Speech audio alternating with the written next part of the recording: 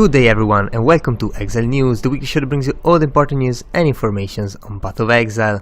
And the first news we got this week is about the upcoming content releases. So the word about Act 5 coming right after Breach was kind of spreading too much, so GGG decided to take things head on, and they came out and said that there's going to be another 3 months league, a normal league between Breach and Act 5, and this is because pretty much GGG is not ready yet to publish Act 5. Also, there's going to be a beta for Act 5, just like there was for Awakening, I think it was, or Act 4 anyway. So GGG needs a bit more time, and for this they decided to place another league in between. It's a normal league, so it's going to have challenges, rewards, all of this stuff. Is just not going to be Act 5 for a while. Act 5 is going to come after that, which is still going to be the first half of the year, but it's going to be much further away than we thought it would be. Anyway, since GGG needs the time to actually make everything, I mean, there's not much we can do about it except enjoy the new leagues, which they said, though they don't want to spoil it yet, is certainly appropriate for the last league before the new era of 3.0. 3.0 of course being Act 5, which is going to change a lot of the game, starting from the removal of cruel difficulty. So can't really wait for that, but we'll see about the new leagues, if they can be as good as Breach especially. Also, we got some highlights from the talent competition. We got some more music submissions, some incredibly good fan art submissions. Somehow I feel like fan arts are just better than other medias as far as submission goes. Anyway, this fan art is just way too good. Also more great fan art, especially this one. I am very much liking the Guardians over here. Some handmade stuff, which are always impressive, especially the scale of the things. Tris Keriaki, for those who love it, just evade it. Just remember to evade it if you meet it in game. Some more real life stuff, even some glass engraving and some LEDs, and it's getting really incredible stuff over here.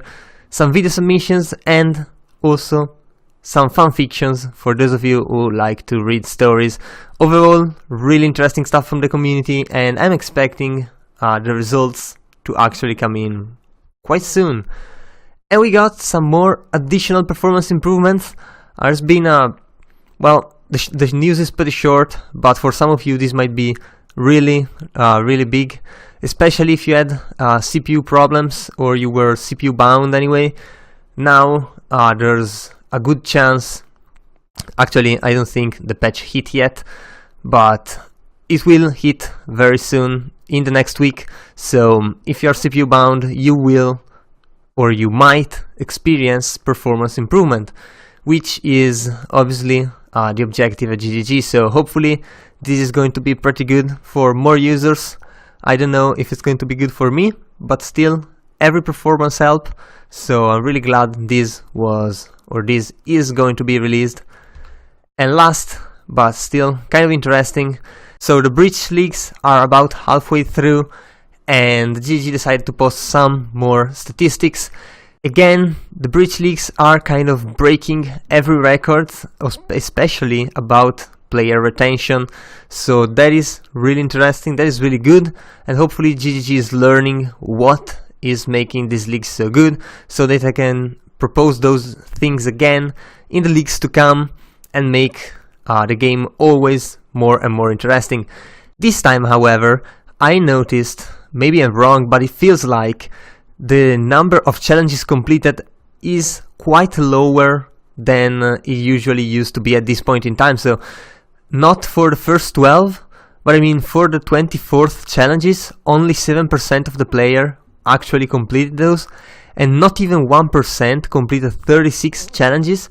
And since it's halfway through the leagues, I would have expected people, or more people, to have completed more challenges overall. So I'm kind of surprised, Maybe it's because GGG is moving away from some of the challenges which you can just buy, and it's going more towards like time-gated challenges or just gameplay-gated challenges, like you have to play through 1,000 maps to complete one of the challenges. So that's going to take more time. Also, I personally feel the challenges these leagues are a bit harder than usual, so that might be also why. And there's also some new statistics we usually don't get, like the top 10 deadly areas by ratio of deaths to instances. So Cruel the Harvest, obviously, the boss of Act 4 and the area, or the last area of Act 4 in the Cruel difficulties, where people just can't bother to get gears because they're waiting to get to Merciless and to the farm zone to actually get geared up. So it's normal that they will die in one of the hardest part of the game. The Hall of Gunmaster is here just because their instance ratios are probably very low, so people dying in there just ups the ratio. Death and Taxes also kind of surprising. The Alluring Abyss, I mean, it's at 0, so it's not surprised that people dies to that. Also, the Alluring Abyss is probably uber at 0, not sure about that, I don't generally do that. And the top 10 most created areas, not surprising, it's Merciless, the Dried Lake.